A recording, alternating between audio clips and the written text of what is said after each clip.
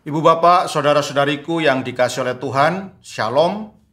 Selamat berjumpa kembali dalam Renungan Harian Katolik Paroki Tomang, Jakarta. Hari ini hari Jumat, tanggal 28 Juni tahun 2024. Tema renungan kita hari ini adalah menghormati wewenang Allah. Ibu bapak, saudara-saudariku yang dikasihi oleh Tuhan, satu kali ada seorang ibu muda datang ke pastoran, lalu berkeluh kesah kepada saya.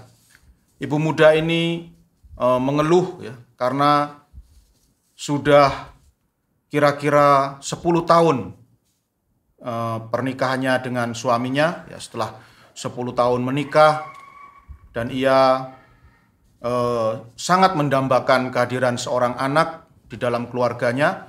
Namun setelah 10 tahun perkawinan, dia tidak juga hamil, dia tidak juga mendapatkan anak.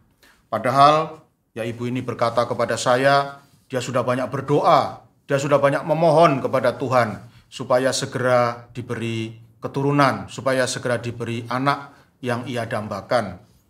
Tetapi sudah begitu lama dia menunggu, anak itu tidak datang juga. Maka ibu ini pun dengan ya cukup ya menunjukkan rasa emosi ya. Dia berkata kepada saya, kalau saya mau memberi waktu kepada Tuhan, Romo. Jadi saya ingin sekali punya anak. Saya sudah 10 tahun berdoa tapi tidak ada hasilnya. Saya sudah berjanji saya memberi Tuhan waktu 1 tahun lagi. Kalau dalam waktu 1 tahun ini saya tetap tidak dikaruniai anak oleh Tuhan, maka mohon maaf Romo, saya akan berhenti berdoa.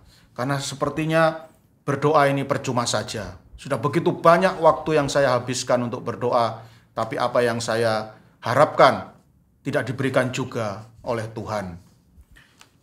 Ibu bapak, saudara-saudariku yang dikasihi oleh Tuhan, ya, kepada ibu ini, ya saya, karena dia tampak sangat emosi, ya saya tidak bisa memberikan banyak nasihat. Saya hanya memberikan satu nasihat saja kepada ibu ini, bahwa dia harus menghargai wewenang Allah. Ya. Jadi soal pengabulan doa itu sepenuhnya adalah hak prerogatif dari Allah, hak prerogatif dari Tuhan. Itu sepenuhnya 100% adalah wewenang Tuhan. Jadi Tuhan yang ambil keputusan, bukan kita, ya. Dan sikap ibu itu jelas tidak benar ya, seperti mengancam kalau dalam waktu 1 tahun apa yang saya dambakan tidak diberikan oleh Tuhan, maka saya akan berhenti berdoa. Ya, seolah-olah ya dialah tuannya ya, dan Allah itu hambanya. Padahal terbalik ya, Allah itu tuan kita dan kita ini adalah hamba Allah. Ibu bapak, saudara-saudariku yang dikasihi oleh Tuhan, dalam Injil Matius bab 8 ayat 1 sampai dengan 4 yang dibacakan dalam perayaan Ekaristi hari ini, dikisahkan tentang seorang yang sakit kusta yang memohon kesembuhan kepada Tuhan Yesus.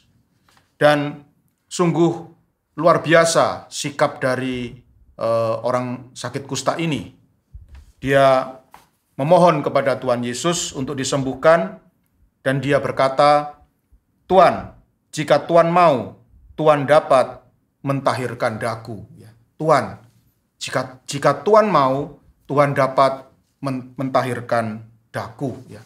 Dan ini kata kuncinya adalah jika Tuhan mau. Ya.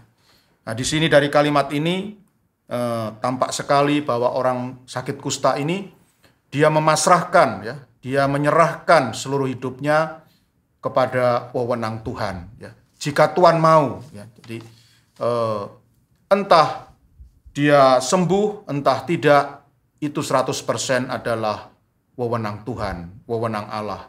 Dan orang sakit kusta ini menyerahkan seluruh hidupnya pada keputusan Allah. Dan apa yang terjadi sungguh luar biasa. Akhirnya orang kusta ini pun disembuhkan dari sakitnya berkat sikapnya yang menghormati wewenang Allah. Berkat sikapnya yang menghormati hak prerogatif Allah, dalam hal pengabulan doa. Ya. Dan tentu sikap orang kusta ini berbeda dengan sikap ibu tadi, ya, yang menganggap ya seolah-olah Allah itu adalah hambanya yang harus selalu mengabulkan apa yang dia harapkan dalam kehidupan ini. Ibu bapak, saudara-saudariku yang dikasihi oleh Tuhan, ada seorang bijak yang mengajarkan, ya, seorang kudus yang mengajarkan bahwa kita ini mempunyai agenda. Ya, setiap manusia pasti punya agenda hidupnya sendiri-sendiri, punya waktunya sendiri-sendiri. Tetapi Tuhan juga punya agendanya sendiri. Tuhan punya waktu Tuhan, ya. Kita punya waktu manusia, waktu kita. Tuhan punya waktu Tuhan. Tuhan punya agenda yang Dia miliki sendiri. Dan repotnya dalam kehidupan ini, kita seringkali mendasarkan hidup kita pada agenda kita, pada waktu kita, pada waktu manusia. Dan kita tidak menghormati waktu Tuhan. Kita tidak menghormati agenda Tuhan, ya. Nah, itulah yang membuat masalah dalam hidup kita.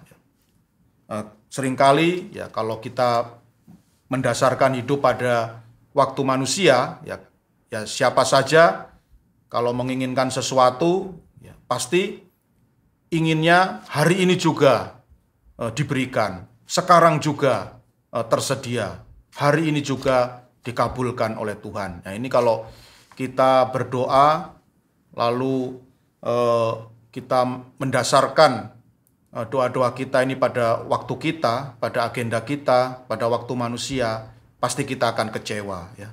Kenapa kok doa-doa saya tidak dikabulkan juga oleh Tuhan? Ya memang belum waktunya, ya. Karena memang menurut agenda Tuhan, memang belum waktunya untuk dikabulkan, ya. Maka kita harus bersabar, ya. Kita harus bersabar menuruti, ya, atau mengikuti waktu Tuhan, mengikuti agenda Tuhan. Apabila waktu Tuhan itu tiba, apabila agenda Tuhan itu tiba, maka apa yang kita dambakan pasti akan diberikan oleh Tuhan. Maka syarat yang sangat penting dalam hal berdoa adalah bersabar. Ya, bersabar untuk menunggu waktu Tuhan itu tiba. Bersabar untuk menunggu agenda Tuhan itu terjadi di dalam hidup kita. Akhirnya semoga kita bisa senantiasa menghormati wewenang Allah dalam hal berdoa. Dan semoga dengan demikian kita pun boleh bersabar di dalam hidup ini dan hidup kita dipenuhi dengan kegembiraan dan sukacita. Tuhan memberkati.